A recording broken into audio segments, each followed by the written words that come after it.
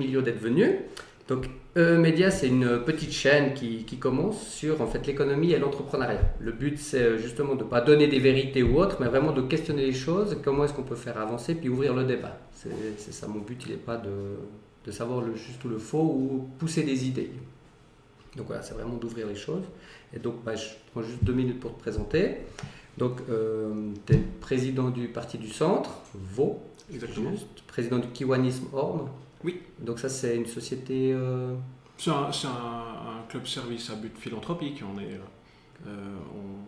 On aide à notre modeste niveau les fondations et tout ce qui est lié à l'enfance dans notre région. Ok, d'accord. Et puis tu es aussi directeur de PME. Voilà, petite PME dans l'industrie. D'accord.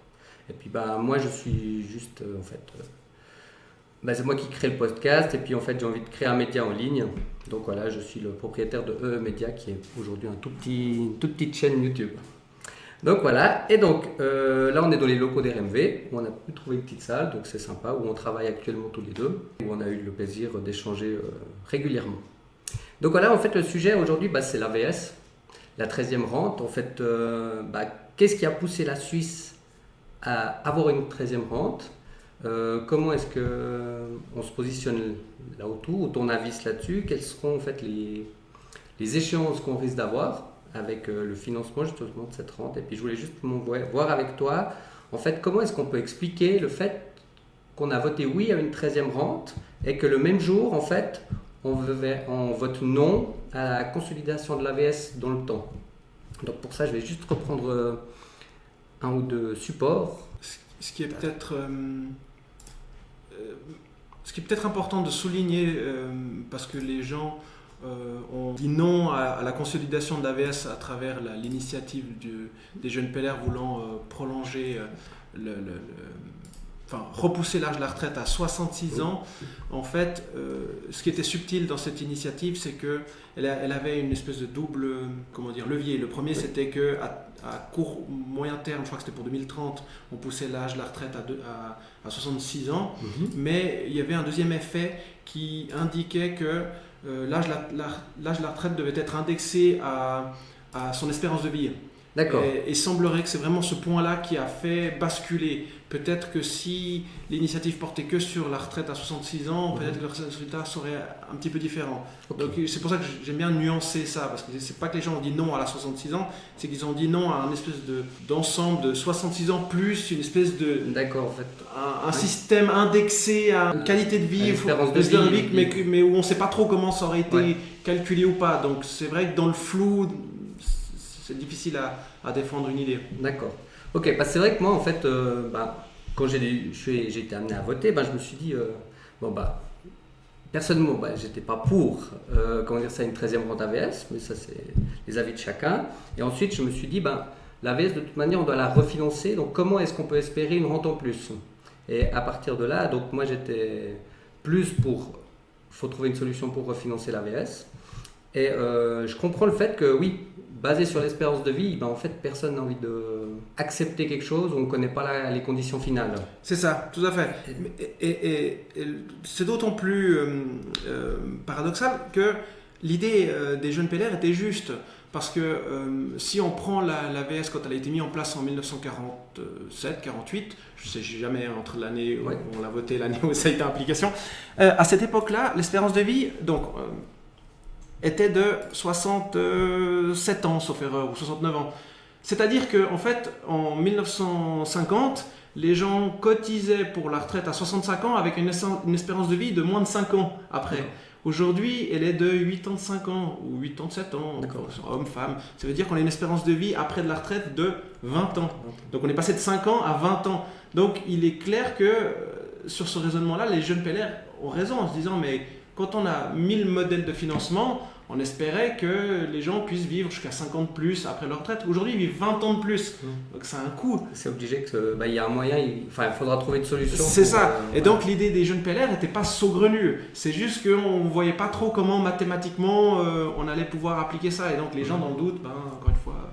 Mais ça partait, à mon avis, d'une idée qui n'était pas fausse. En fait. Donc, je suis assez d'accord. Et puis, Après, si on prendrait pour la 13e rente aujourd'hui qui a été acceptée, donc elle devrait rentrer en vigueur en 2026. Oui, c'est juste.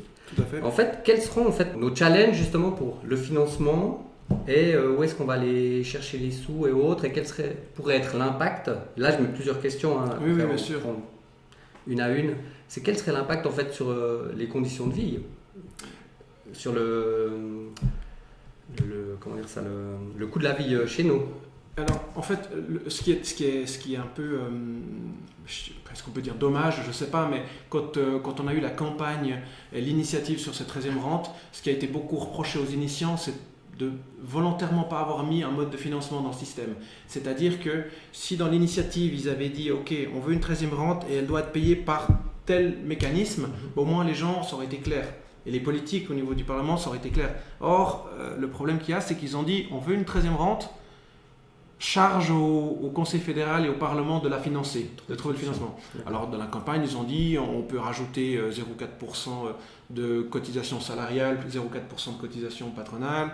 D'autres ont dit on peut augmenter la TVA. Une troisième voix disait on va faire des économies. Donc en fait c'était un peu cette espèce de débat dans l'initiative. Donc aujourd'hui les gens ont voté oui. Et donc ce qui devait arriver est arrivé. On a une polarisation aujourd'hui, deux fronts en fait qui s'affrontent au niveau du Parlement, qui sont assez manichéens. C'est-à-dire que d'un côté on a plutôt le centre gauche qui dit ok, on doit trouver de l'argent, donc on doit mettre des taxes à travers des cotisations, à travers la TVA, à travers des impôts, peu importe. Et on a le centre droite qui veut dire non, il faut qu'on économise. Et donc aujourd'hui il y a une lutte qui s'est mise en place pour savoir quel est le moyen philosophique d'amener cette 13e rente. Mais comme le Parlement en Suisse est à majorité centre-droite, il est à craindre qu'on va plutôt se diriger dans les économies que dans le financement. Et les économies, en fait, ça pourrait partir sur quoi? Par exemple, tout ce qui est culture?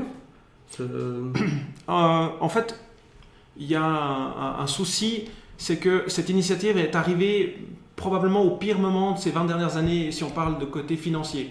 Parce que c'est arrivé après le Covid, à savoir que pendant le Covid, le Conseil fédéral, les cantons ont beaucoup financé, voilà, oui. Mais c'est aussi arrivé après des plans financiers qui n'étaient pas favorables. Tu le sais mieux que moi, par rapport à la BNS, par rapport aux taux, qui font que les institutions ont perdu beaucoup d'argent. La BNS n'a plus fait de bénéfices, donc n'a pas pu redonner d'argent au canton, à la Confédération. Et donc, ce qui fait qu'on est arrivé à un moment où on a voté pour cette 13e rente, au même moment où notre Conseil fédéral nous annonçait que la Confédération était en perte, et qui avait déjà des problèmes financiers et qu'il fallait réduire la voilure au niveau du budget de la Confédération. Et donc d'environ 2-3 milliards annuels. Et là, il est venu se rajouter encore une charge supplémentaire de 4 milliards à court terme et 5 milliards à moyen terme. Donc on est plutôt sur du 7 à 9 milliards d'économies ou d'argent à trouver. D'accord. Donc c'était pas forcément les conditions favorables. Non.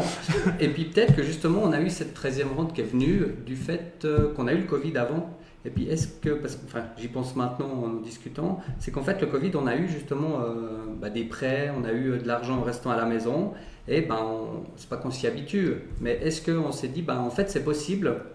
Oui. Et du moment où c'est possible, pourquoi on va pas le faire? Oui. On peut faire un espèce de néologisme avec ce qui se passe en France où ce qui nous différencie culturellement entre la Suisse et la France, c'est que la Suisse on a voté au frein à l'endettement, c'est-à-dire qu'on considère qu'un pays ne doit pas dépenser plus d'argent que ce qu'on touche. Alors que dans les autres pays qui nous entourent, dont nos amis français, on n'est pas forcément sur ce credo-là, on préfère plutôt faire de la croissance à travers la dette. Et pour nous les Suisses, c'était plutôt quelque chose qui était mal vu. Et c'est vrai que le Covid a un petit peu désinhibé cette idée de devoir faire des petites économies quand on a vu que le Conseil fédéral et les cantons sortaient de l'argent à foison en se disant voilà des milliards pour tout le monde, quoi qu'il en coûte. Et donc ça a peut-être une incidence, on va dire, sur nos comportements et notre attitude face à l'argent. Ouais. C'est encore trop tôt pour le dire, il faudrait voir si des études futures, ce serait intéressant, académiques qui puissent prouver qu'effectivement le quoi qu'il en coûte du Covid a eu une conséquence sur notre comportement et notre lien à l'argent institutionnel. Ouais. Et puis surtout qu'on sait que d'un point de vue privé, on sort dans les prêts, les taux hypothécaires immobiliers en fait de 10 ans où ils ne font que de baisser. On a des taux qui ont touché qui étaient en dessous de 1%. à un certain moment. Et donc c'est vrai qu'on s'est dit, en fait l'argent ne coûte peut-être pas cher, mais on n'a pas eu peur. Et on se dit, pourquoi ne pas aller dans la dette et de l'emprunt? C'est ça. Alors qu'à la fin, en fait, c'est une manière de couper un peu nos libertés. Plus on aura de dettes, moins on sera libre de nos choix et actions, si on veut, d'un point de vue économique. C'est ça, effectivement. Et puis il y a pas mal d'économistes qui disent, et que je soutiens en partie, que effectivement la dette peut être saine si elle amène des projets d'investissement. Effectivement, si on investit de l'argent pour prendre la culture, ça peut être le tourisme, ça peut être l'éducation, effectivement c'est de l'investissement. Ça veut dire qu'il y a un retour sur l'argent qu'on met. Si quelqu'un de particulier achète une voiture, c'est une dépense. Par contre, si on achète un bien immobilier, on sait que c'est un investissement. Donc à terme, il y gagnera. Et donc cette frontière entre investissement et dépense, on dirait qu'elle a été un petit peu effacée ces dernières années, où les gens ont commencé à écouter les sirènes de dire mais la dette c'est pas grave, les taux d'intérêt sont bas, donc on peut s'endetter, donc finalement autant utiliser cet argent. Mais je te rejoins, ça peut couper des libertés, après des leviers de croissance ou de développement, ou de prise de décision. Oui, tout à fait. Ouais. Tout à fait. D'accord. Et puis en fait, donc ça c'était un point qui était tout ce qui était un peu financement. Donc on se rend compte qu'on va devoir aller chercher nos 4 milliards à 5 milliards, plus en fait le manque de la BNS qui est reversé au canton, ou à l'économie. Oui, exactement. Et donc en fait là on va se retrouver avec un petit creux de 9 milliards qu'on va devoir trouver. Combler, c'est ça, exactement. Et en fait, pour les personnes qui diraient oui mais c'est le budget de l'armée suisse où on vote pour justement des avions de chasse qui nous coûtent je sais plus combien, les F-35 combien, je vais pas aller chercher. Non, moi non plus. Mais c'est quelques milliards aussi. C'est plusieurs milliards. Et en fait, comment est-ce qu'on peut dire à ces gens, ça fait partie de notre budget, mais 5 milliards pour vous, c'est compliqué à aller chercher.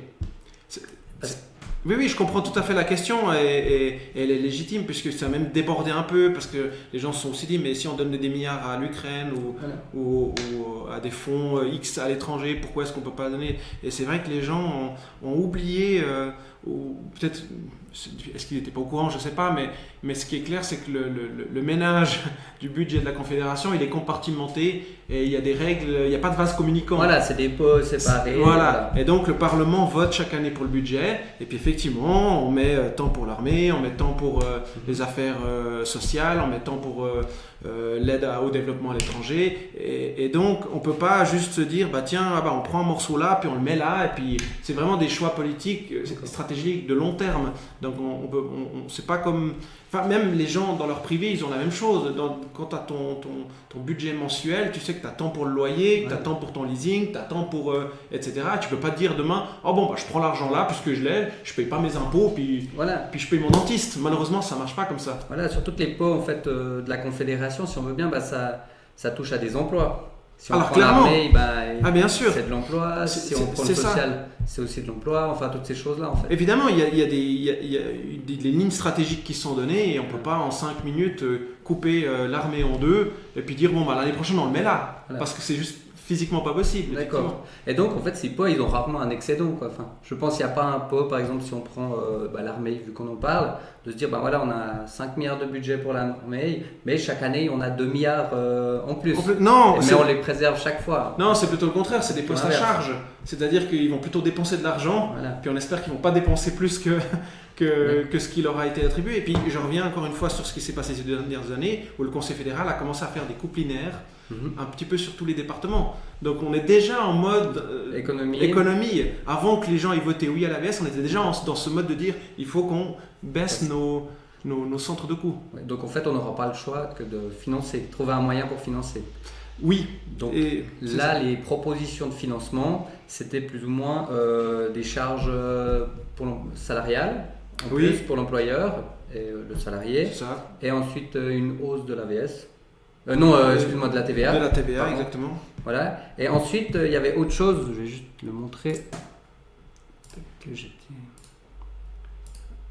Ici, voilà. En fait, on parlait des transactions financières. Bien sûr. Oui. Qui serait aussi intéressant. Tout à fait. Alors, avant de parler de tout ça, il est clair que le centre-droite, avec le Conseil fédéral, qui est, on le sait, qui a majorité PLR-UDC, ils vont malgré tout essayer de limiter de baisser encore la charge de l'État pour essayer de limiter les financements complémentaires. Et je pense que c'était important de comprendre, avant de parler de financement, c'est qu'en votant oui à l'AVS, on avait beaucoup de projets qui étaient sur la table, qui avaient été validés par le Parlement pour augmenter les prestations complémentaires des gens en difficulté. On avait des allocations familiales pour des gens à la retraite, pour leurs enfants. On avait aussi le souci des rentes de veuves qui devaient être remis en question parce que les veufs n'y avaient pas le droit. Et tous ces volets-là, en gros, ça passe à l'as. C'est-à-dire que le Parlement, là où il voulait cette année dépenser de l'argent dans le domaine social pour aider les gens en difficulté, forcément ils vont y renoncer.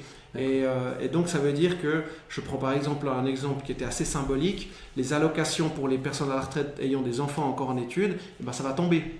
C'est-à-dire que ça représentait environ 30 000 personnes, sauf erreur, il faudrait vérifier mes chiffres, mais tous ces gens qui sont à la retraite avec on peut imaginer quelqu'un qui a eu 4-5 enfants, le cinquième il a 18-20 ans quand vous êtes à la retraite, vous ne toucherez plus d'allocation familiale.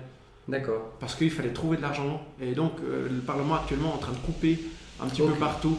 Et l'année passée, il y avait une motion qui avait été proposée par les Verts libéraux, soutenue par le Centre et certains autres partis, qui demandait aux confédérations d'allouer plus de prestations complémentaires aux personnes à la retraite dans le besoin. Il est fort à parier que cette année, cette motion, elle soit abandonnée. D'accord. Donc tous ces millions, ces centaines de millions à droite à gauche, on va essayer de les effacer pour faire baisser le coût de l'investissement, du financement de cette 13e rente. D'accord. Et c'est ça que je trouve dommageable, parce que c'est vraiment des mesures très ciblées qui auraient beaucoup mieux aidé les personnes en difficulté et qui finalement ne vont pas avoir cette aide.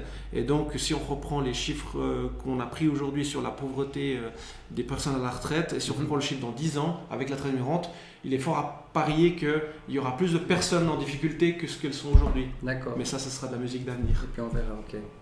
D'accord. Donc on peut revenir maintenant, excuse-moi, sur le financement. Oui, justement pour le financement, on peut prendre aussi par rapport aux transactions financières. Donc en fait là-dessus, ça sera un petit pourcentage sur chaque transaction qui sera fait à gauche à droite. Mais en fait, ce qu'il faut qu'on se rende compte, c'est que ça ne coûte pas rien en fait. Ah non, c'est clair. On va dire, oui, peut-être que, je ne sais pas s'il y a les chiffres, mais on parlait de prendre 0,1% sur chaque taxe. 0,1% exactement. Donc on peut se dire que c'est faible, mais si on les cumule, ça va nous chercher des milliards. Donc en fait, c'est 100% à la charge du citoyen. Et ce que je veux dire, les transactions financières, elles sont numérisées ou tout type de transactions? C'est une grande question. Je pense que cette idée venait de mon parti, du centre.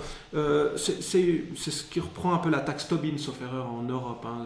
Cette idée de taxer les transactions. Moi, j'ai toujours été pour, parce que je trouvais que c'était un bon moyen d'amener de l'argent dans des investissements pour les États. Sauf que là, ce serait pas perverti, mais en fait, on utiliserait cet argent-là pour nos dépenses quotidiennes. Ça n'amènerait pas de valeur au pays, en fait. Et c'est là où je trouve que c'est dommage, d'une part. À mon avis, le jour où il y a une taxe de la sorte, elle devrait au moins être utilisée, je ne sais pas, pour la transition énergétique, pour l'environnement, pour la formation, mais juste pour le budget du ménage, je trouve que c'est du gâchis. Ça, c'est déjà mon point de vue. Ensuite, je ne suis pas certain qu'une taxe financière comme ça peut être mise en place à court terme. Les procédures politiques, toute la structure va être très compliquée à mettre en avant. Donc il est fort à parier qu'on ne verra pas de taxe financière avant 10 bonnes années. D'accord. Donc c'est sur mon expérience. Après peut-être que je me trompe, mais il faut qu'il y ait un consensus au Parlement, ça passe dans les deux chambres, après il y aura forcément un référendum, etc. Donc on sait que ce genre d'initiatives prennent beaucoup d'années en fait. Oui, c'est pas comme si on augmente la TVA, en fait, c'est complètement différent. C'est exactement ça. Une augmentation de cotisation salariale ou de TVA dans les 2 ans peut être mise en place plutôt rapidement. Voilà. Pour autant qu'il n'y ait pas de référendum qui font que ça bloque et que ça repousse, comme on a eu des réformes sur l'AVS qui ont été repoussées. Que les taxes sur les transactions financières, je pense que c'est un gros morceau politico-juridique qui fait qu'il se passerait pas mal d'eau sous. Voilà, avec des lobbies à gauche à droite qui peuvent justement faire durer les Évidemment. choses. Et encore une fois, c'est une idée qui a été lancée par le centre. Il faut qu'elle soit en plus soutenue par une majorité politique. Parce que entre le moment où il y a une idée et puis qu'il y a une majorité, parce que c'est ça la magie suisse, tout se fait en coalition. Il n'y a aucun parti qui peut exiger quoi que ce soit de nouveauté sans avoir un groupe majoritaire. Ouais. Donc c'est pour ça que, encore une fois, je pense que l'idée de fond est bonne, l'utilité un peu moins, mais la réalité du terrain fait qu'on ne peut pas se baser sur ça pour financer la 13e rente à court terme. Ouais. Donc en fait, on se rend compte qu'on va déjà couper dans tout ce qui pourrait améliorer, entre guillemets, la vie des gens. La vie des gens, voilà. C'est ça. Et ensuite, on va devoir trouver des financements, donc augmenter un petit peu des charges, que ce soit patronales ou alors ou TVA. Exactement. Donc ça va aussi peser un petit peu sur le portefeuille, donc peut-être pas beaucoup, mais ça aura un petit poids. Clairement. Et puis, en fait, ma question, elle est en fait, il nous faut 5 milliards. Mais sur ces 5 milliards, quelle est la proportion, je ne sais pas si tu connais ce chiffre, en fait, qui est vraiment utile? Parce que je pense que, sur toutes les personnes qui touchent l'AVS, beaucoup sont peut-être à la rente maximum. Et oui. Du moment où on a la rente maximum, je pense, tout le monde n'a pas besoin justement d'une rente en plus. Ça veut dire qu'ils ont eu un salaire confortable tout au long de leur vie. Après, bien sûr, on ne gère pas tout et la vie, elle n'est pas linéaire. Donc, on peut avoir des petits hauts et des bas. Mais je pense qu'on a pu faire ces prévisions ou du moins avoir des épargnes, avoir un deuxième pilier confortable et tout. Et on peut être propriétaire peut-être d'une maison. Et en fait, on n'a pas forcément d'une rente en plus. Elle va nous permettre d'acheter peut-être un nouveau vélo, de pouvoir changer, mais ce sera du confort et non de la nécessité. C'est ça. En fait, alors au niveau des chiffres, il y a eu beaucoup de mélange de chiffres. On peut se baser, à mon avis, sur ce que j'ai vu, sur 2 chiffres qui sont très importants. Le premier, c'est que 50%, on n'aura absolument pas besoin. C'est-à-dire qu'ils vont faire de l'épargne, parce que voilà, ils ont, comme tu dis, ils sont les propriétaires, ils ont un deuxième pilier, troisième pilier. Donc c'est 50%. On n'en parle pas. Et sur les 50% qui restent, il y aura 20% qui ont une vraie nécessité où chaque franc compte. Donc eux, ils vont remettre l'argent directement dans le circuit, puisqu'ils vont toucher cet argent, ils vont l'utiliser pour payer leur loyer, pour se payer à manger. Donc ça, c'est fondamental. Et ensuite, il y a 30% que ça va leur donner ce que tu viens de dire. Ils vont dire, tiens, ces 30% vont se dire, avec cette rente plus, si je la touche à Noël, ça me permettra d'acheter des cadeaux à mes petits-enfants, de pouvoir partir en vacances, de pouvoir m'acheter un vélo. Donc, on peut considérer que 50% des rentes elle est utile à l'économie, parce qu'ils vont la remettre dans le circuit, alors que 50% vont finir sur un compte en épargne. Est-ce que c'est utile ou pas? Ça va dans le circuit financier. Voilà, exactement, mais on se rend compte quand même qu'on a une mesure à 5 milliards par an. Oui. Et effectivement, 2,5 milliards ou 3 milliards vont partir en épargne, effectivement. Voilà, ou auraient été suffisants. Comment est-ce qu'on regarde clairement. Pour vraiment aider. C'est ça, c'est exactement ça. Et donc, l'argent qui va être remis dans le circuit, c'est pas 100% perdu, parce que quelqu'un qui reçoit 100 francs, qui les dépense automatiquement dans la vie réelle, c'est très bien. Lui, ça lui permet d'avoir un peu plus de confort de vie. Et puis, pour les marchés, ça fait tourner l'économie réelle, donc ce qui est très bon. Ce que je regrette, c'est qu'effectivement, il y a une partie de cet argent qui va être captée par l'épargne et qui ne va pas retourner dans l'économie réelle. Et ça, c'est dommage. Parce que c'est l'économie réelle qui fait fonctionner un pays. Et donc, sans parler de ce que tu disais tout à l'heure, ça va accroître le coût de la vie des actifs. Et donc, une entreprise, une PME, à qui on lui augmente ses cotisations salariales ou TVA, ça a le même effet. Elle doit répercuter tôt ou tard le prix sur ses produits. Et donc, les gens qui toucheront soit moins de salaire, soit le même salaire, de toute manière perdront du pouvoir d'achat et donc inévitablement diminueront leur consommation d'autant. Si je gagne 100 francs de moins par mois, je vais dépenser mécaniquement 100 francs de moins. J'exagère un petit peu, mais à peine quoi. Et là, excuse-moi. Non, vas-y, non, c'est bon. Là en fait je reprends juste, c'est les chiffres, c'est les sondages de la RTS. Donc je pense que ce sont des chiffres qui sont fiables, on peut se fier là-dessus. Et donc en fait, on peut regarder justement les difficultés à boucler les fins de mois pour les seniors. Donc on se rend compte que les difficultés pour les seniors, il n'y en a pas beaucoup. C'est la minorité, si on veut bien. Et la difficulté à joindre les deux bouts. Donc là, on voit qu'on a de 0 à 17 ans. Donc ça veut dire on est chez papa-maman, donc c'est pas forcément un problème. Voilà. Mais si on prend les 18-64 ans, on se rend compte qu'en fait, il y a 9,6%, c'est beaucoup. Et quand on prend les seniors de 65 et plus, en fait, c'est moins.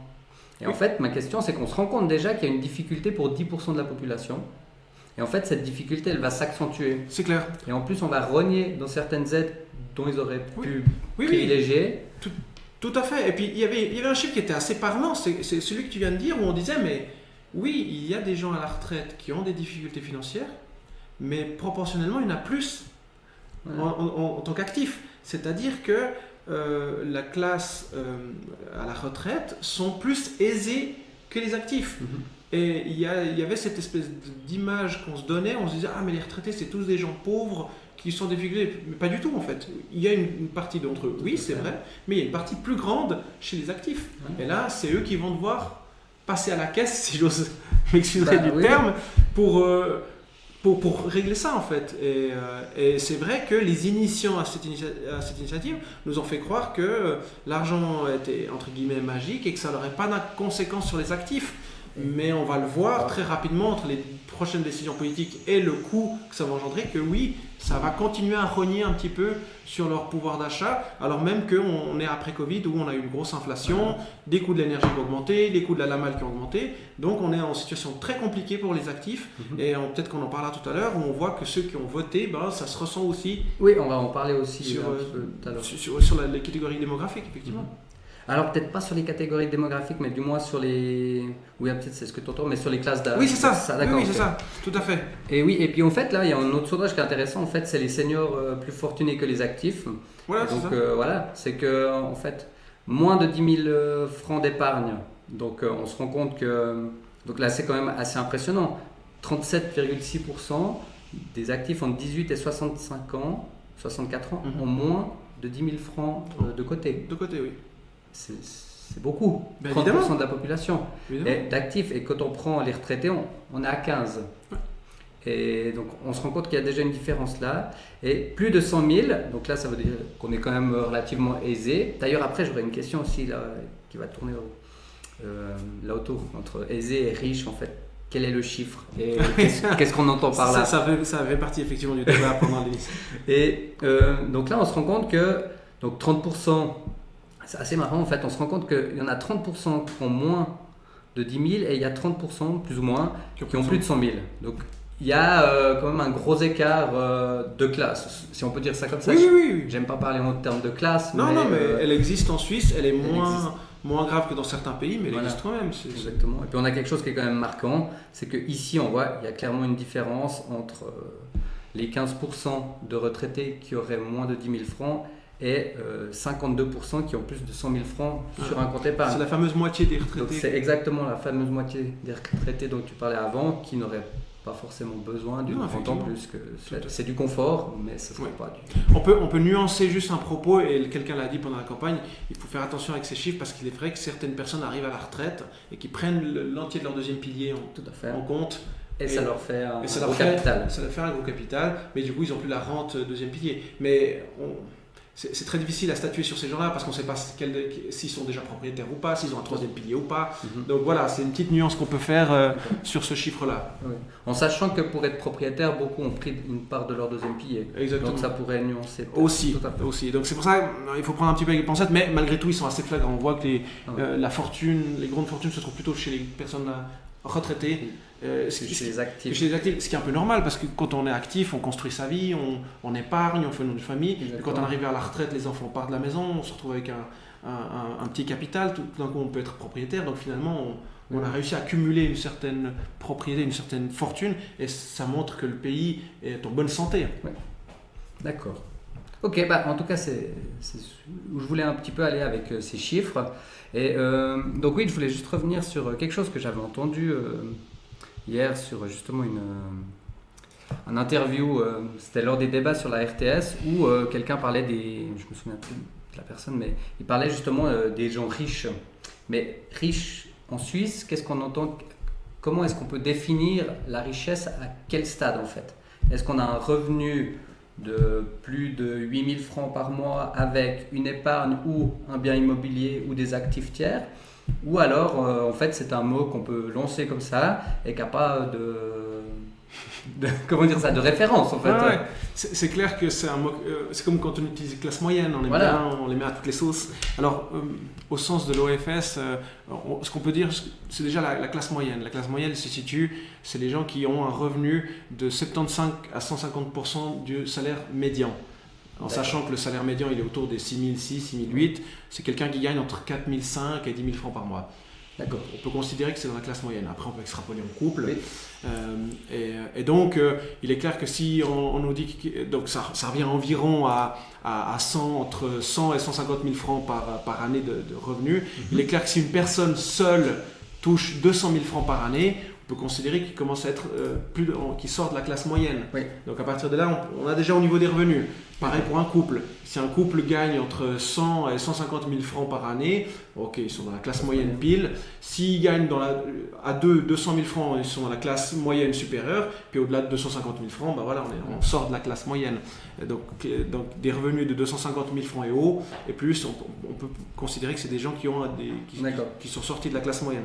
Puis ensuite, au niveau de la fortune, ça c'est la grande question. Certains aiment à dire que, je ne sais pas s'il y a des termes scientifiques mathématiques en Suisse, je ne les ai pas trouvés, mais c'est vrai que dès le moment où on peut imaginer qu'une personne n'est plus impactée par des hausses de loyer, des hausses de la LAMAL, ou que le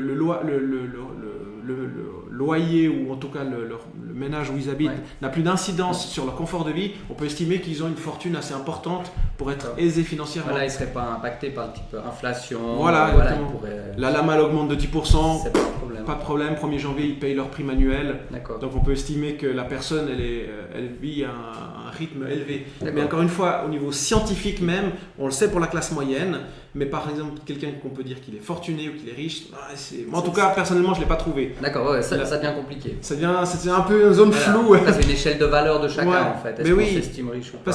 Voilà, c'est ça. Et puis on ne peut pas dire est-ce que tu es propriétaire ou pas, parce qu'on connaît des gens qui n'ont pas de propriété, mais qui ont 1 million de francs en compte, parce qu'eux, ils préfèrent louer au bord du lac, et puis ils sont plutôt attachés à une idée de nomade, entre guillemets, que de vouloir absolument acheté un appartement. Donc la notion de richesse et de fortune ne peut pas être vraiment rattachée à un bien ou pas. D'accord.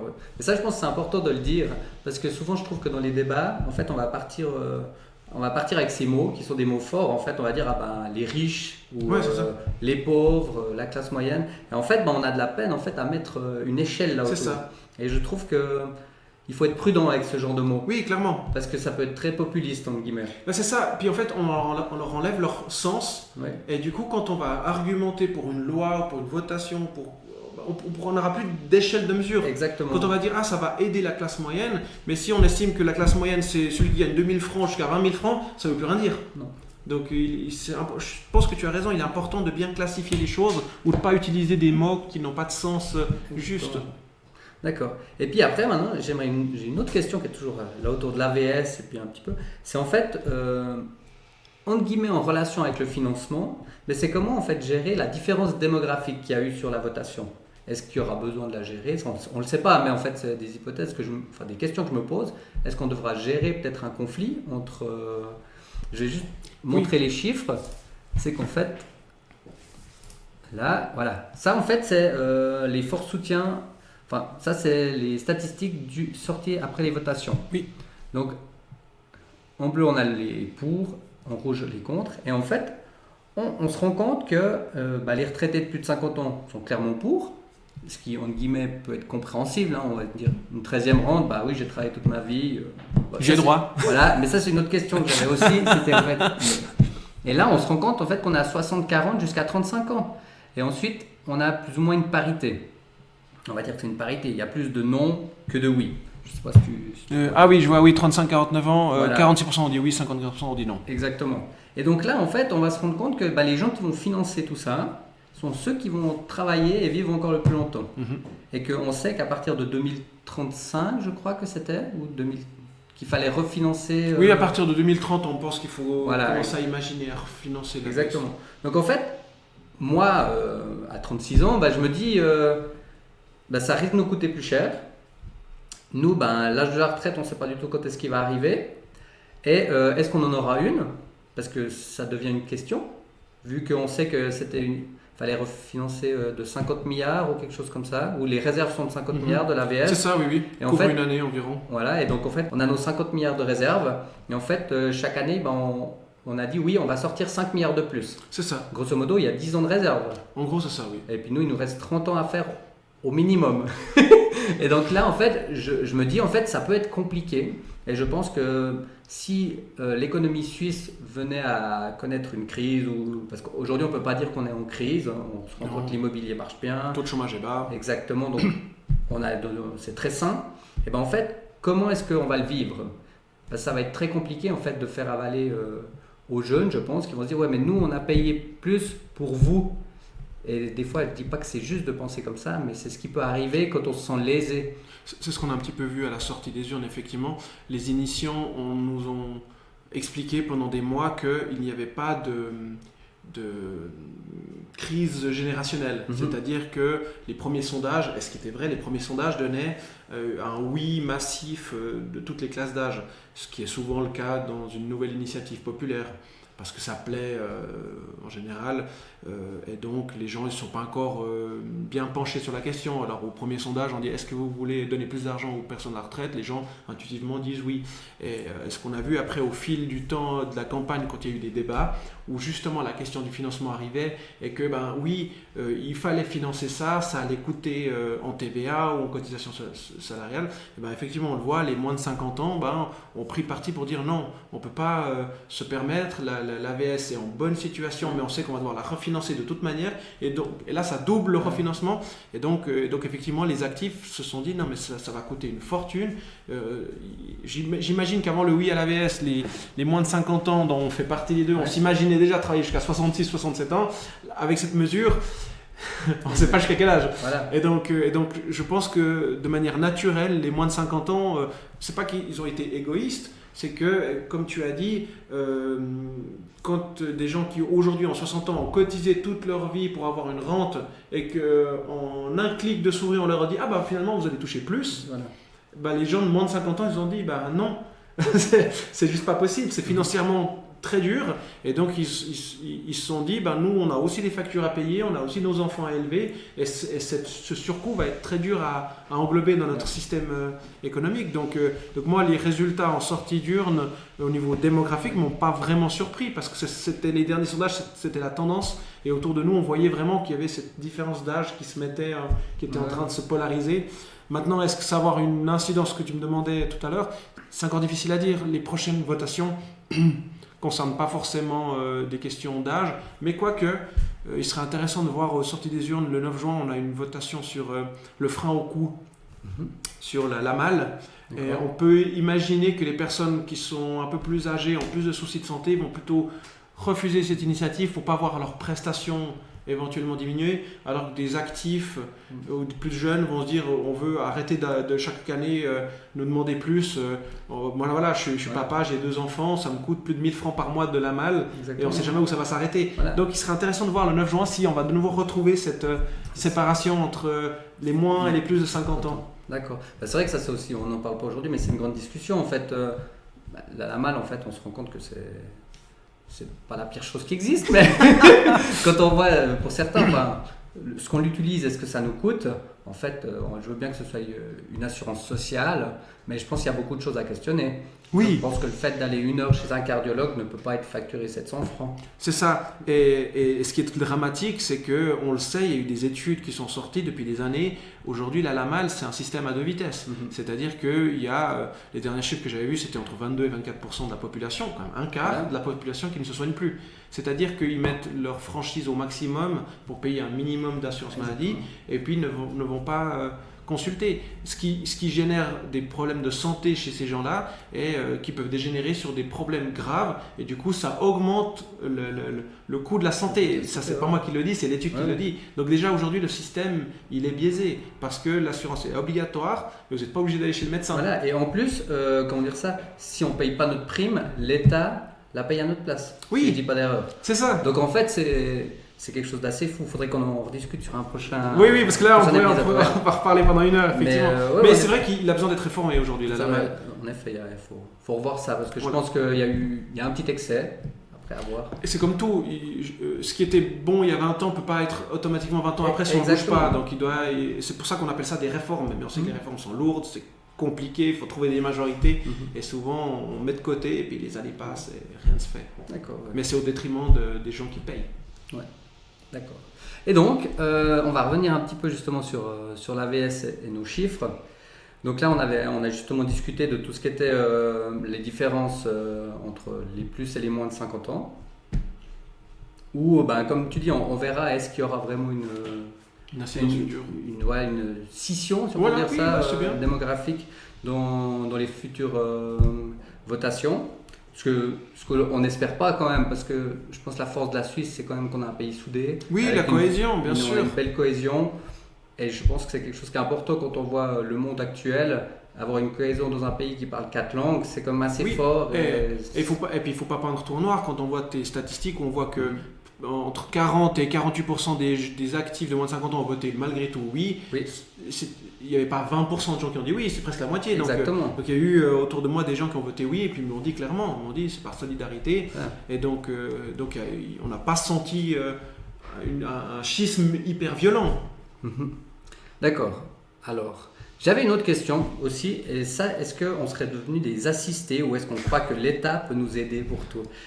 En fait, c'est à quel moment, dans le contrat social, l'AVS a toujours été sur 12 mois. Et pourquoi tout d'un coup on s'est dit 13 mois ? Oui, on n'a jamais payé pour, on n'en a jamais parlé en fait, et tout d'un coup on vient avec ça sur la table et on l'accepte. Qu'est-ce que ça veut dire en fait ? Ça veut dire que on a un sentiment de s'être fait flouer pendant plusieurs années, ou justement, comme on disait avant, l'après-Covid, le fait d'avoir des taux hypothécaires faibles et tout ça, on se dit en fait l'argent c'est pas un problème, il peut arriver de toute manière, profitons-en.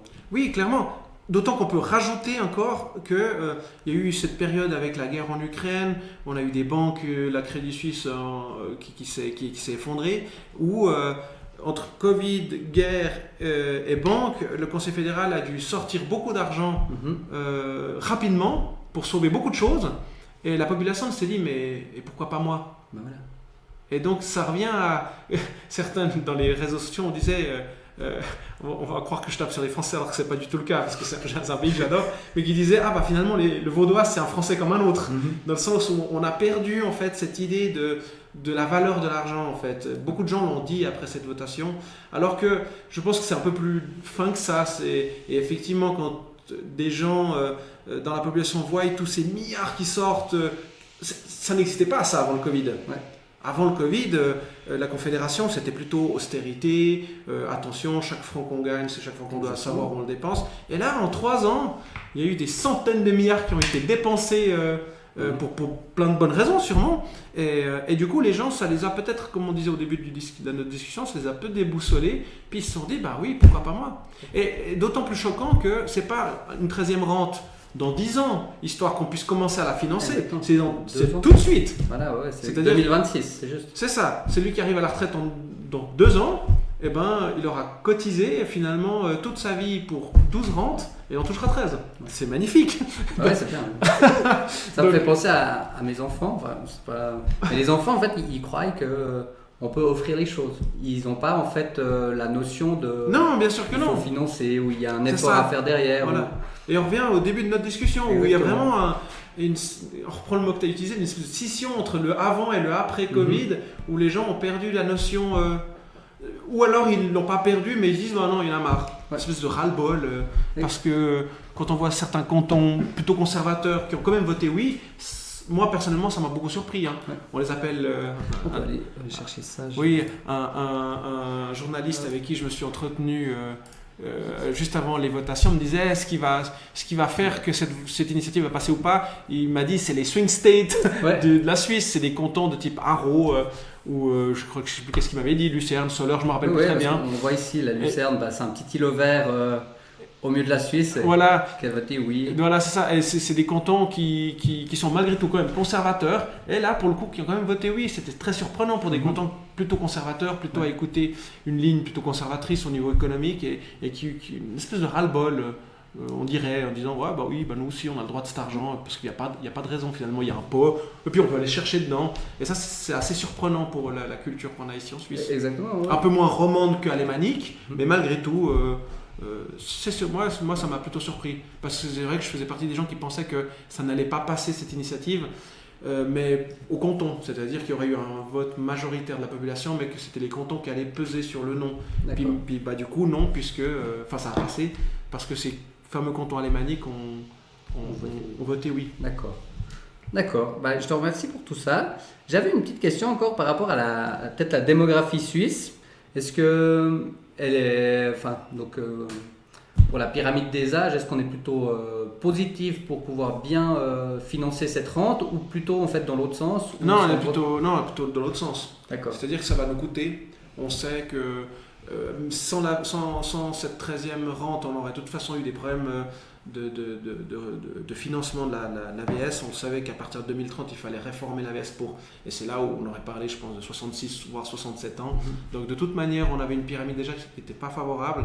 Et puis pour contrer cette pyramide des âges, il n'y a que l'augmentation de la population. On vient sur un autre thème qui est la fameuse initiative contre la Suisse à 10 millions. Mais ce qui se passe, c'est qu'il va y avoir encore beaucoup de gens qui vont partir à la retraite qui ne pourront pas être remplacés par des actifs qui n'existent pas aujourd'hui. C'est-à-dire que si tu as chaque année, cette année en été, il y a 100 personnes qui partent à la retraite, mais il n'y a que 50 jeunes qui sortent d'études, il te manque 50 personnes pour remplir des places de travail. Voilà, ouais. Donc ce qui va se passer, c'est que ces 20-30 prochaines années, on va continuer sur cette croissance démographique pour effectivement... on voit on a dépassé les 9 millions, on va devoir arriver à ces 10 millions, qu'on le veuille ou qu'on ne le veuille pas. On doit y aller, ouais. La seule chose qui ferait qu'on n'arrive pas à 10 millions, c'est une décroissance. C'est-à-dire que l'économie s'effondre, les entreprises ferment et que du coup il n'y ait plus d'immigration. Donc voilà, super, chacun jugera de ça, mais c'est mécanique et c'est totalement prévisible. On sait que par rapport aux personnes qui vont arriver à la retraite, ils seront toujours habitants en Suisse, ils ne vont pas tous partir dans le monde pour voyager, donc une grande majorité vont rester en Suisse, et donc les entreprises, avec une prospérité comme on a, vont vouloir remplacer les personnes qui partent à la retraite, et donc mécaniquement ça va augmenter les personnes. Et ça à taux de croissance zéro. C'est-à-dire que si en plus il y a de la prospérité. Un pour un. Voilà. Donc ça veut dire que si en plus on rajoute de la croissance parce qu'on a un pays qui est dynamique, qui crée des entreprises, qui crée des emplois, ça va encore accélérer. Et c'est ce qu'on a vu ces dernières années. C'est-à-dire qu'on imaginait arriver aux 9 millions dans 20 ans. Bah oui. Mais on y est déjà. Donc ça va beaucoup plus vite que ce qu'on pense en fait. Ça va parce que l'économie va bien. Oui. Alors la question c'est, on dit quoi? On dit aux entreprises d'arrêter de créer de l'emploi et puis d'aller délocaliser? Ou alors on joue ce jeu? On ne peut pas avoir les deux, malheureusement. On ne peut pas avoir des entreprises prospères, une économie prospère et la population qui stagne. Ça n'existe qu'au Japon. Mais ils ont 300% de dette au PIB, ils sont en crise perpétuelle. Enfin voilà, je ne suis pas sûr que ce soit une voie à adopter. Mais il n'y a pas de solution magique. Donc la pyramide des âges n'est pas bonne. Donc il faut qu'on compense ça. Il faut faire venir du monde, il faut construire. Et même si la pyramide des âges était bonne, ça ne changerait pas au problème. C'est-à-dire non, ça serait juste, ça serait plus sain, on va dire. Le financement serait plus facile, confortable. C'est ça, exactement. Là, c'est pas le cas. Mais finalement, qu'on ait une croissance démographique saine ou qu'on complète par de l'immigration, le résultat est le même. Il faut construire. Alors là où les gens qui veulent pas trop de démographie, c'est un petit peu paradoxal, c'est qu'ils veulent de l'économie, ils veulent de la construction, mais ils ne veulent pas les effets négatifs. À savoir l'accroissement de la population. Mais moi, si mes enfants, quand ils grandiront, il faudra bien qu'ils se logent quelque part. Tout à fait. Et moi, je ne vais pas quitter mon logement. Donc ça fait 2 logements de plus. Bah oui, exactement. C'est vrai. Et donc, c'est des règles assez logiques, mais que le populisme essaye de contrer, mais c'est pas possible. Et puis j'ai une question aussi par rapport, parce que là on arrive gentiment au bout, mais par rapport à tout ce qui est justement économie, croissance, on parle des bilatérales. Oui. Je sais que toi tu es plutôt favorable bien sûr, à l'Europe et tout ça, enfin, d'un point de vue pour les bilatérales. Et je voulais savoir en fait les bilatérales 3, en quoi cela consiste et en quoi ça aide les entreprises ou le marché économique suisse. En fait, il faut bien comprendre que une économie se nourrit d'exportation. C'est-à-dire que ce qui fait que la Suisse est un pays dit riche, c'est qu'elle fait rentrer plus de devises qu'est-ce qu'elle en sort. Donc elle a une balance commerciale positive. C'est ça. C'est-à-dire que, un peu de la même manière que moi, dans le privé, si je dépense moins que ce que je reçois comme argent, je suis plus riche, une économie dans un pays, c'est pareil. C'est-à-dire que si on exporte plus de biens et de produits et de services que ce qu'on importe de marchandises, le pays s'en ressent mieux. Oui. C'est vraiment une théorie économique qui est très simple à comprendre. Et ce qui fait que la Suisse qui est très forte, c'est qu'elle se retrouve en plein centre de l'Europe. Et donc elle rayonne tout autour d'elle par ses produits industriels, donc dans l'industrie, la pharma, l'horlogerie, la chimie, mais aussi des services financiers. Bref, la Suisse est, comme le disait quelqu'un en France, disait on n'a pas de pétrole mais on a des idées. Et la Suisse vraiment foisonne de prospérité d'une grande diversité. Et donc tous ces produits, tous ces biens, mais il faut bien les exporter. Et c'est pour ça que la Suisse a fait des accords avec l'Indonésie, ou avec, actuellement, on est en train de discuter du Mercosur avec l'Amérique du Sud. Alors c'est vrai que les gens dans les bilatérales ou dans les échanges, après, voient d'un mauvais œil parce qu'ils se disent « Ah ouais, mais alors si on fait un partenariat avec lui, je vais recevoir des produits mauvais, ça va tuer je sais pas, on parle d'agriculture souvent, avec l'Indonésie. Mon marché interne. Voilà, on disait mais on va faire des bilatérales avec l'Indonésie, ça va être catastrophique, on aura de l'huile de palme qui va venir. Et on comprend pas que si on fait des accords avec un pays, la contrepartie c'est que nous, on peut leur vendre des produits à très haute valeur ajoutée en fait. Parce que si nous on vend pas un équipement ou un bien à un pays, c'est notre concurrent qui va le faire. Et c'est à ça que servent les accords. Et donc, si on prend l'Europe, à la différence de l'Indonésie ou du Mercosur, c'est que l'Europe, c'est nos frontières et c'est notre premier partenaire commercial. La moitié de nos produits exportés sont dirigés en Europe et principalement en Allemagne. Donc, c'est pas comme si on était loin de l'Europe et qu'on pouvait faire sans. Non, ça reste quand même notre plus gros client. Et la question que moi je dis toujours à mes amis, genre, mais toi, tes clients, tu les traites comment? Est-ce que tu vas tout faire pour garder ce client? Tu vas faire des concessions, tu vas lui dire, mais regarde, mais nous, on a ça. Vous voyez, il y a une espèce de win-win. Oui. Et les gens voient dans les bilatérales ou l'Europe que le négatif. Alors qu'ils ne voient pas que la Suisse grâce aux premières bilatérales, parce qu'il faut rappeler pour le contexte, la Suisse a dit non à l'entrée dans l'Europe en 1994, à l'espace économique européen. Et donc, on a dit, mais qu'est-ce qu'on a bien fait de pas y être et tout. Mais la réalité, c'est qu'on n'est pas dans l'Union européenne depuis 1994, mais on est rentré dans le système des bilatérales. C'est-à-dire qu'on s'accorde sur beaucoup de points commerciaux, sur la documentation, sur les normes, sur beaucoup de choses finalement qui sont décidées dans un parlement d'élus par les peuples européens. Donc ces élus viennent à Strasbourg pour édicter des lois. Et ensuite, nous, la Suisse, pour bosser avec l'Europe, on est obligé de tenir compte de lois qu'on n'a pas pu choisir. Tout à fait. Et donc moi j'ai toujours le regard inverse, miroir des opposants à l'Europe, où je leur dis, mais en étant dans l'Europe, on peut s'opposer à des lois. En étant à l'extérieur, on les subit. D'accord. Je prends l'exemple de l'Angleterre qui a créé son Brexit. Et donc c'était un pays qui était en bonne prospérité dans l'Union européenne. Dès le moment où ils sont sortis, en fait, beaucoup d'entreprises ont été mises à mal pour des questions législatives, de documentation. Et donc, ils sont en train de retravailler pour recréer des accords pour remplacer finalement leur place dans l'Union européenne. C'est-à-dire qu'ils vont faire comme la Suisse, ils vont devoir faire un paquet d'accords où ils vont devoir subir les lois européennes et ils n'auront plus leur droit de veto. Parce que quand vous êtes dans l'Europe, vous êtes au Parlement à Strasbourg, mais aussi à Bruxelles, en tant que pays indépendant, et vous pouvez toujours mettre un veto sur une loi qui ne vous plaît pas. D'accord. C'est ça qui est génial dans l'Europe en fait. C'est qu'on dit que les pays ne sont pas souverains, mais en fait c'est un système qui est beaucoup plus souverain que par exemple les États-Unis. Les États-Unis, une fois que c'est décidé par la Cour comment on appelle ça, des juges. C'est le Sénat. La Cour suprême. La Cour suprême a droit de vie et de mort sur les États, alors que l'Europe, en fait, les pays peuvent s'opposer à une décision pour pas qu'une loi passe. Il n'y a aucune loi qui passe en force en fait en Europe. D'accord, il n'y a pas un 49.3 européen. Ça n'existe pas.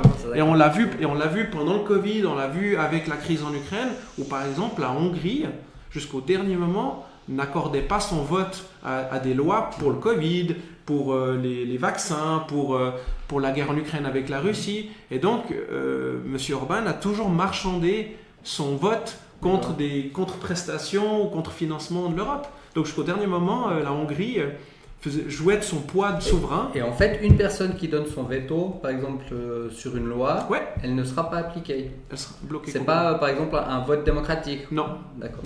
Non, il n'y a pas de majorité simple, qualifiée ou je sais pas quoi. C'est à l'unanimité. Et on le voit, actuellement, ils discutent sur la fin des moteurs thermiques en 2035, où l'Allemagne avait dit OK au début, mais après ils se sont rétractés. Donc pour l'instant, ils sont encore en train d'en discuter. Est-ce que les hybrides, ils auront le droit ou pas? Est-ce que si... Donc si aujourd'hui il y a 27 pays, si les 27 pays ne sont pas d'accord, ça ne passe pas.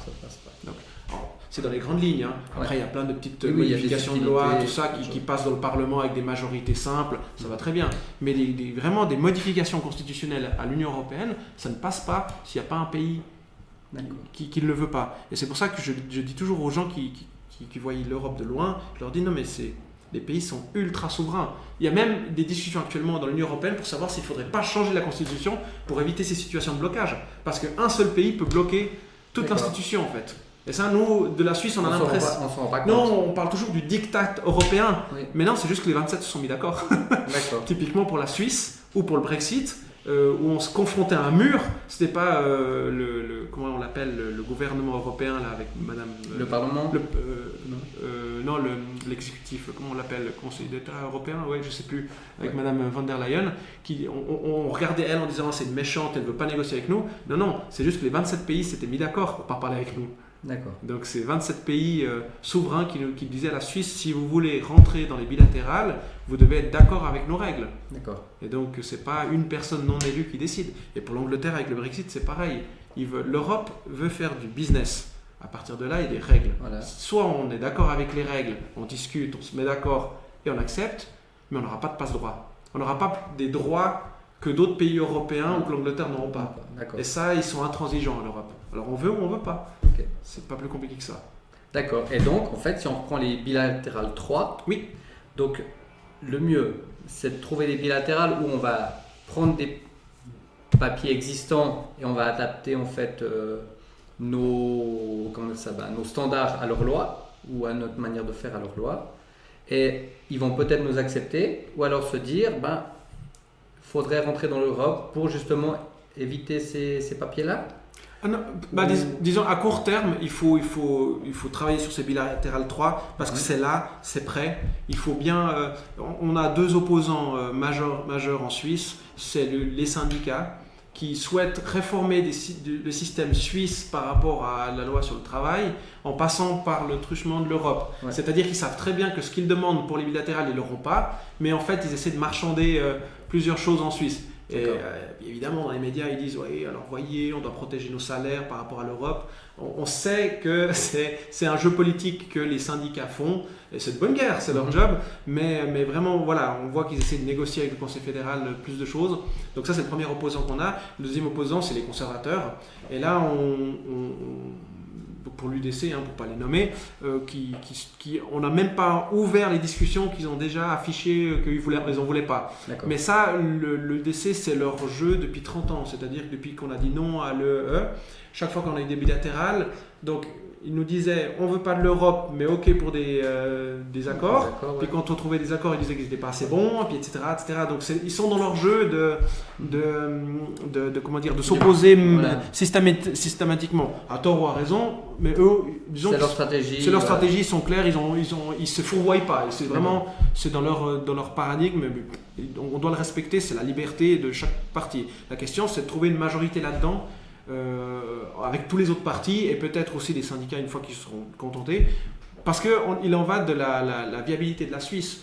Parce que quand on nous retire nos passes entre guillemets pour les projets scientifiques comme Horizon 2020 ou comme Erasmus ou des choses comme ça, en fait on est un petit peu toujours cet effet avec l'Angleterre où les jeunes aujourd'hui d'Europe qui partent apprendre l'anglais de l'Union Européenne ne vont plus en Angleterre, ils vont en Irlande maintenant.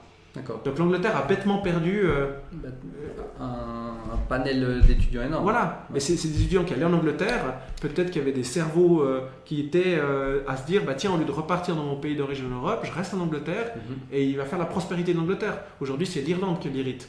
Et donc, nous, on a des meilleures écoles du monde, hein, le PFL, le PFZ, le CHUV, on a l'IMD, enfin, on a vraiment des institutions qui sont mondialement reconnues. Et aujourd'hui, on est en train de dire aux jeunes Européens, venez plus chez nous. Ouais. Parce qu'on n'a plus les projets académiques, on n'a plus Erasmus. Donc, à quel moment on va se dire, ah oui, non, mais ça peut peut-être à terme nous mettre en difficulté si les cerveaux qu'on a en Suisse partent et si ceux de l'étranger ne viennent pas chez nous. Ouais. Et donc là, déjà, au niveau scientifique, on a un gros problème.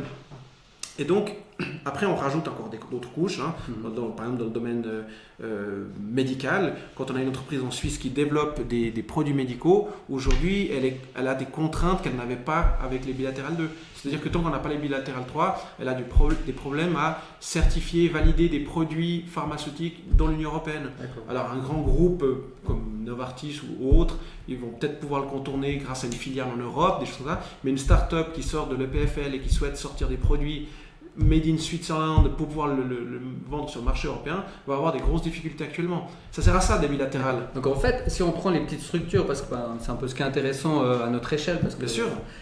Est-ce que en fait une petite structure va être obligée d'être rachetée en fait? Ah clairement. Elle ne pourra pas grandir d'elle-même parce qu'on a un marché interne trop faible. C'est ça, et c'est ce qui se passe actuellement. C'est-à-dire qu'on a des startups d'excellence qui se font actuellement racheter par des groupes étrangers parce qu'ils n'arrivent pas à se financer ici en Suisse, parce que le marché n'est pas assez intéressant et parce qu'ils ne trouvent pas d'investisseurs indigènes. Et du coup, on a des entreprises, des groupes européens, américains, asiatiques qui viennent faire leur marché.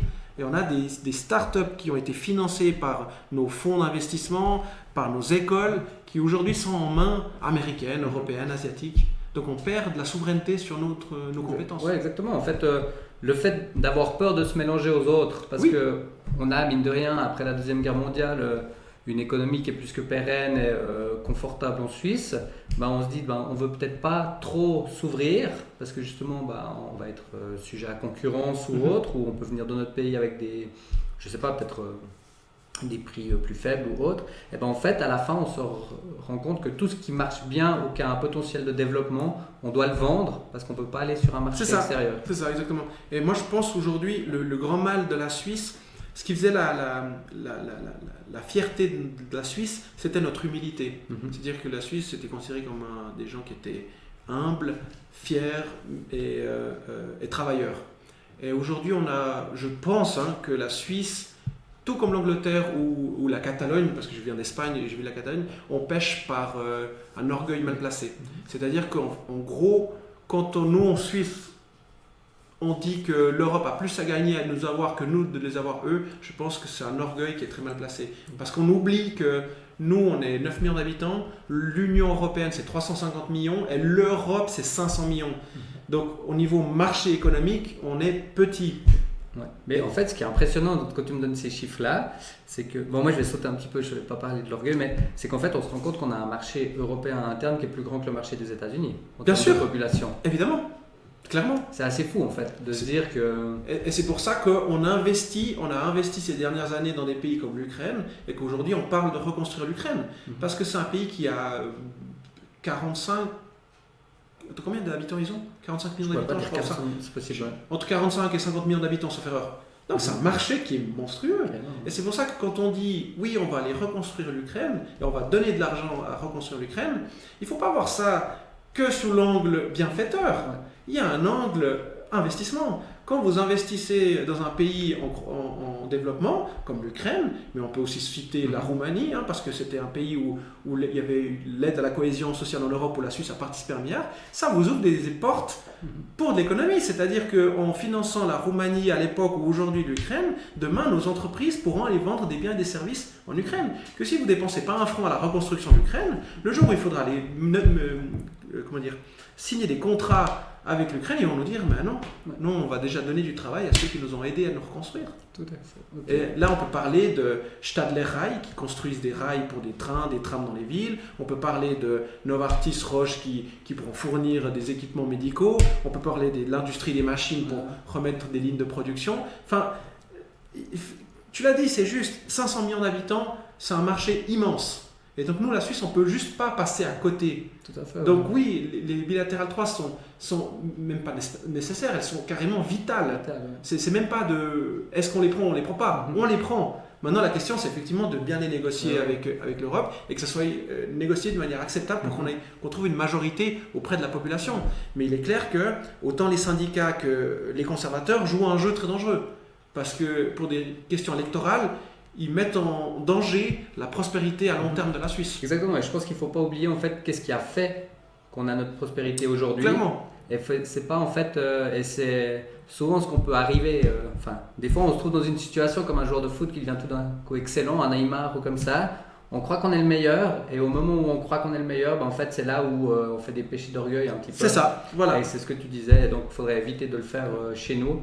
Alors je pense qu'il faut analyser qu'est-ce qui a marché pour la Suisse. Bien sûr. Et essayer de ne pas justement tout casser, tout démanteler. Et le meilleur exemple, c'est l'Angleterre. Aujourd'hui, les données scientifiques, économiques commencent à sortir et ils se rendent compte que c'est un vote souverain. Ils l'ont décidé, maintenant ils doivent vivre avec. On ne va pas remettre en question. Mais la réalité, elle est dure quand même. Ils ont une inflation qui est monstrueuse, ils ont un manque de main-d'œuvre, ils ont perdu beaucoup d'exportations. Ils ont beaucoup de choses privatisées et tout ça. Enfin... En plus, et typiquement, ils étaient. C'est un truc tout bête avec l'Angleterre, c'est que c'était un pays qui exportait beaucoup de produits, denrées alimentaires au niveau de la pêche, au niveau du vivant. Les nouvelles normes, les normes européennes auxquelles ils ne souscrivent plus, puisqu'ils ne sont plus dans l'Union européenne, font que leurs coûts administratifs ont explosé. Pour vendre un même produit, ils ont dû augmenter le coût du produit énormément. Donc ils ont perdu en compétitivité face à des voisins comme les Norvégiens, les Hollandais, les Danois. Et donc ils se sont mis dans cette situation tout seuls comme des grands. Alors qu'ils avaient peu de chômage, une économie prospère, ils avaient accès à un marché immense. Donc c'est vraiment un péché d'orgueil le Brexit. D'accord. Et donc les gens, on va pas parler du Brexit maintenant, mais c'est vrai que beaucoup de gens ont voté en se disant mais je vote oui au Brexit, grâce à ça on aura plus d'argent pour nos biens, pour nos systèmes de santé. C'était du vent. Aujourd'hui on le voit, le système de santé est toujours chaotique, les transports publics sont toujours chaotiques. 10 ans après, je dis 10 ans après, je sais plus en quelle année ils ont voté ça, mais... C'est une question, je pourrais pas te dire mais le péché d'orgueil fait mal en économie. Ouais, alors donc en fait pour revenir un peu à l'AVS et tout ça, pour finir un petit peu, faut espérer que notre 13e rente c'est pas un péché d'orgueil. C'est ça, c'est ça. Et qu'on puisse la financer de manière correcte, équitable, et puis que qu'il y ait le moins d'incidence sur l'impact sur le pouvoir d'achat des gens, parce que encore une fois un pays ce qu'il fait vivre c'est d'une part ce qu'on exporte, mais aussi l'économie réelle. On fait tourner les magasins, on fait vivre l'économie. Elle paye des taxes, elle paye de la TVA. Enfin, c'est un circuit vertueux. Et ce qui aide ce circuit vertueux, encore une fois, c'est l'exportation. Et donc, trouver cet équilibre et qui a fait la richesse de la Suisse depuis 100 ans. Donc, voilà. Ok. Bon, je te remercie, Emilio. Merci pour l'invitation. On va finir là-dessus. Et puis, c'était chouette. Après, voilà. On y va comme ça. Merci beaucoup, en tout cas. Merci à toi.